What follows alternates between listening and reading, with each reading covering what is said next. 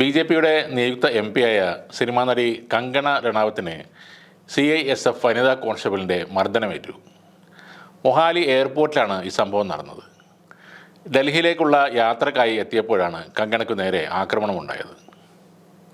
ഇതേ തുടർന്ന് കങ്കണ നൽകിയ പരാതിയിൽ വനിതാ കോൺസ്റ്റബിൾ കുൽവീന്ദർ കൗറിനെ CISF സസ്പെൻഡ് ചെയ്തിട്ടുണ്ട്. ആരോപണം ഉയർന്ന് 3 മണിക്കൂറിനുള്ളിലാണ് ഈ നടപടി ഉണ്ടായത്. ഡൽഹി CISF ആസ്ഥാനത്ത് ഉന്നതതല യോഗം ചേർന്നാണ് ഈ വനിതാ കോൺസ്റ്റബിളിനെതിരെ നടപടി എടുത്തത്. സംഭവത്തിൽ വിശദമായ അന്വേഷണം നടത്തുമെന്നും CISF അറിയിച്ചിട്ടുണ്ട്. അതിനിടെ കങ്കണയുടെ പരാതിയിൽ ചണ്ഡീഗഡ് പോലീസ് കുൽവീന്ദർ കൗറിനെതിരെ കേസ് വേറെയും എടുത്തിട്ടുണ്ട്. താൻ സുരക്ഷിതയാണെങ്കിലും പഞ്ചാബിൽ വർദ്ധിച്ചു വരുന്ന തീവ്രവാദവും ഭീകരവാദവും തന്നെ ഭയപ്പെടുത്തുന്നു എന്നാണ് കങ്കണ പിന്നീട് എക്സിലൂടെ പ്രതികരിച്ചത്.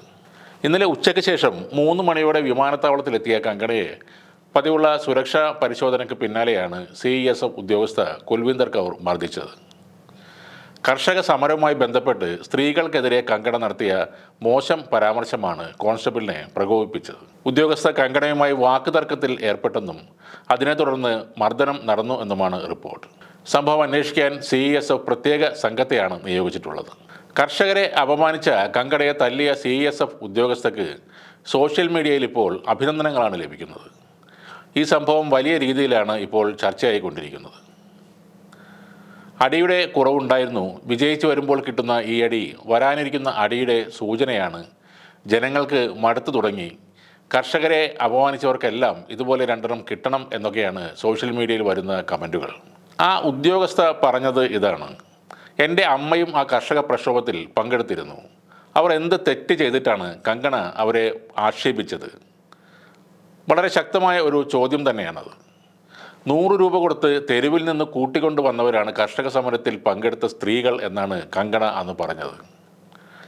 ആഡംബര കാറിൽ സുരക്ഷാ ഉദ്യോഗസ്ഥരുടെ നടുവിലിരുന്നു കൊണ്ട് കർഷകരെ നോക്കി ഇവർ തീവ്രവാദികളാണ് എന്ന് പറഞ്ഞ സംഘപരിവാറിന് വേണ്ടി അടിമപ്പണി ചെയ്യുന്ന ഒരു സ്ത്രീയുടെ മുഖത്തടിച്ചത് ഒരു കർഷകൻ്റെ മകളാണ്. തീർച്ചയായും അവരുടെ ജോലി സമയത്ത് ഇത്തരം കാര്യം ചെയ്തുകൊണ്ട് അവരുടെ ജോലി പോകുമായിരിക്കും. ചിലപ്പോൾ ജയിലിൽ അടക്കാനും സാധ്യതയുണ്ട്. പക്ഷേ ആ സ്ത്രീയുടെ മനസ്സ് നിറഞ്ഞിട്ടുണ്ടാകണം. സ്വന്തം അമ്മയെ അപമാനിച്ചവളെ തിരിച്ചടിച്ച ആ മനസ്സുഖം മാത്രം മതിയെന്ന് അവരും കരുതി കാണും. ആത്മാഭിമാനമുള്ള കർഷകരുടെ നാടാണ് പഞ്ചാബ് എന്ന് പറയുന്നത്. സംഘപരിവാറിനെ അനുകൂലിച്ച് നടക്കുന്നത് കൊണ്ട് ആരെയും എന്തും പറയാമെന്നുള്ള കങ്കണയുടെ ധാർഷ്ട്യത്തിനുള്ള ഒരു മറുപടി കൂടിയാണ് ആ അടി. BJP എന്നത് തകർക്കാൻ പറ്റാത്ത കോട്ട അല്ലെന്ന തിരിച്ചറിവ് പലരിലും വീണ്ടും പ്രതികരണശേഷി ഉണർത്തിയിട്ടുണ്ട്. ഇന്ത്യയിൽ മുഴങ്ങിക്കേട്ട ഏറ്റവും വലിയ മുദ്രാവാക്യം ആരും മറക്കാൻ വഴിയില്ല.